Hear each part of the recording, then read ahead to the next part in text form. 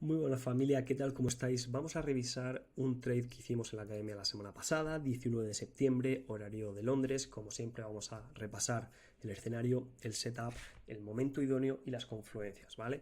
Vamos a empezar por el principio, chicos. Estamos en Londres, ¿no? Pues vamos a revisar, como siempre, que desde la apertura hasta las 10 horas españolas, o desde las 3 a las 4 en Nueva York, horario americano, esa etapa manipulativa se suele dar bastante bien y tendremos que imponer unos modelos, unas estrategias operando mitigación más impulso, ¿vale? Tenemos aquí las dos estrategias que yo suelo utilizar y a modo de ejemplo, después de 10 a 11 hora española o de las 3 a las, o de las 4 a las 5 horas de Nueva York, tendremos unos modelos mucho más tendenciales como este, Sapphire Value Up, etc.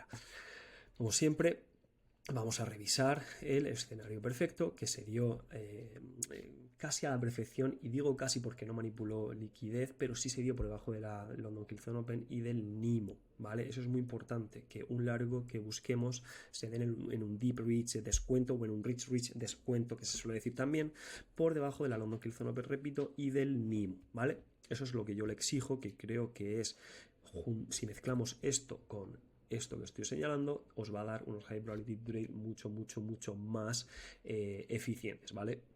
Si estudiamos ahora, en este caso fue un escenario un poquito complicado de fallo de nuevo lower low M5, aplicando una confirmación en un setup M1, es decir, gracias al setup de M1 vamos a confirmar el fallo de nuevo lower low, en este caso M5, exigiéndolo en este caso, pues bueno, pues al final señalando el fallo de no lower low M5 y en M1 confirmando la rotura del CIS, el displacement, ese fallo no lower low y también M1, y va a ser algo parecido a lo que tenéis a la derecha. Este escenario es idóneo que sea cuando mitiga liquidez, como estoy viendo por aquí, cuando le hace un test a un Fair Value High Time Frame, pero en tierra de nadie es peligroso, es algo risky, pero como vamos a ver en el ejemplo, se cumple bastante bien.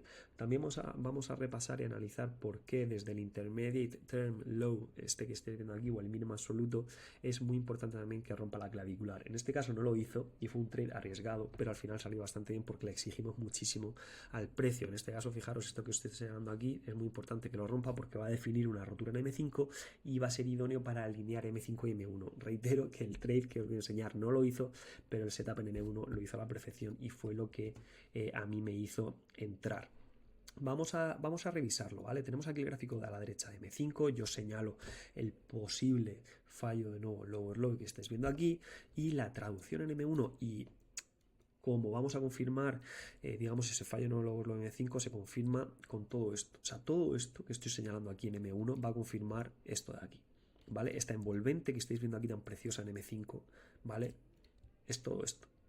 ¿Vale? Entonces al final vamos a intentar alinear dos temporalidades, una en M5 otorgando en ese fallo una debilidad de la oferta, en este caso por bajar, ¿vale? Vamos a suponer esos primeros momentos manipulativos de la primera hora después de la apertura de Londres de la London Kilson como una manipulación sobre, por ejemplo, el pre-market low, ¿vale?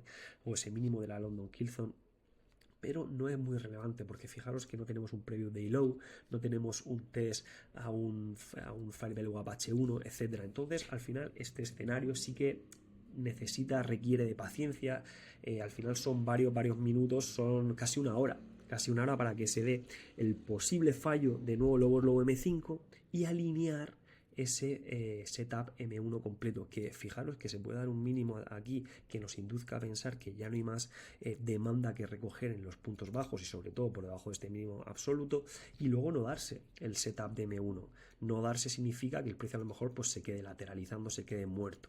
Por eso es muy importante exigir esta serie de patrones por debajo del London Kilson Open y por debajo del NIMO, ¿vale? Que están por aquí arriba. Entonces, sentando ya las bases de que estamos buscando una manipulación en la primera hora de la London Kilson y que el precio está realizando su cotización por debajo del NIMO y de la London Kilson Open, estamos en posición de buscar largos eficientes. En este caso, juntando un setup, como he dicho, un escenario de fallo no lower low M5 y el setup completo, que es el mismo en todos mis modelos, de M1, ¿vale? Vamos a verlo. Tenemos aquí un rate, ¿vale? Tenemos aquí el CIS M1, tenemos el breaker, tenemos el inversión Fair Value Up M1.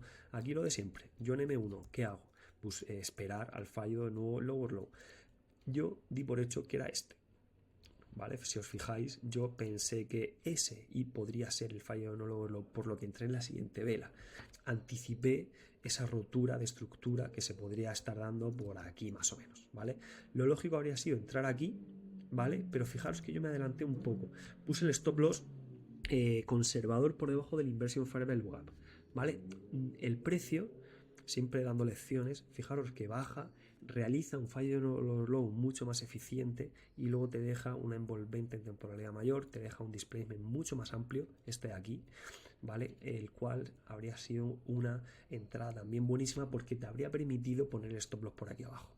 En este caso vendría a ser lo mismo esto que esto, ¿vale? Al final yo me adelanté un poco porque sí que tengo experiencia en este tipo de setup y llegados a este punto, gracias al respeto que yo vi del breaker y de la rotura de M1 de esta vela en concreto, yo ya digamos que me tiré al mercado poniendo el stop loss, eso sí, no por esta zona, no por la mitad del impulso, sino por abajo, ¿vale? Y si no hubiese dado esa inversión fair value, lo hubiese puesto en el mínimo absoluto, ¿vale?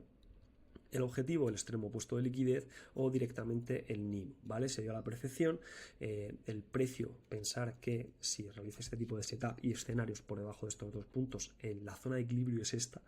No digo siempre, pero si se dan este tipo de setup en el que la oferta está ausente y nos confirma que la demanda quiere rebalancear el mercado, siempre va a buscar el objetivo aquí, entre el London Kilson Open y el Midnight Open. Me encanta cuando se dan este tipo de cosas y estas dos líneas, esos dos niveles, esas dos zonas están muy cerca una de otra, porque cuando están muy cerca una de otra nos va a permitir tener mucho margen, ¿vale? Imaginaos que por ejemplo el NIMO estuviese aquí, pues quizá el margen sería un poco más limitado porque el mercado equilibraría antes la situación, ¿vale? Entonces, bueno, espero que os haya quedado claro.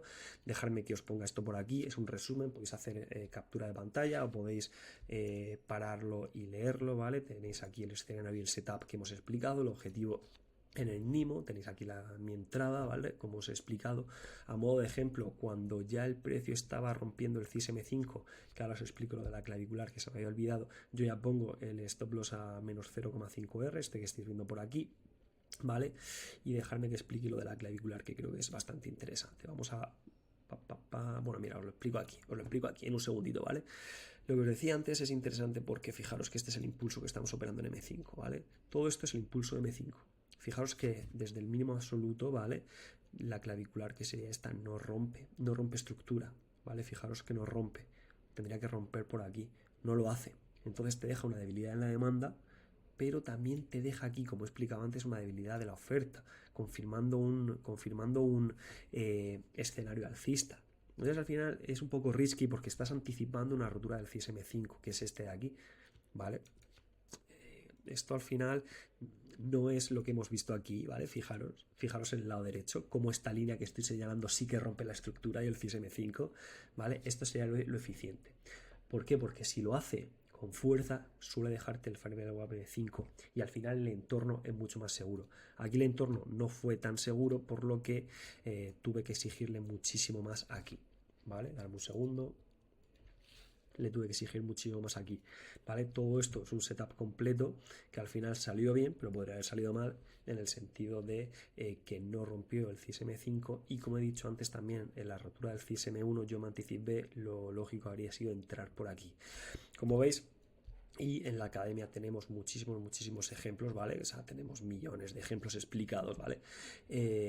Creo que sería un 5 sobre 10, a punto de no realizarlo, pero bueno, me noté con bastante confianza y al final salió bien y creo que quedó un ejemplo perfecto de ese escenario que no siempre se cumple, que es un reversal digamos en tierra de nadie, dentro de la etapa manipulativa de la London Kilson, buscando ese punto de equilibrio y sobre todo dejando un largo muy formativo por debajo del Midnight Open y de la London Kilson Open, ¿vale? Esto es lo que quiero que os quedéis, creo que es lo importante, espero que os haya servido, nos vemos en el siguiente, chao.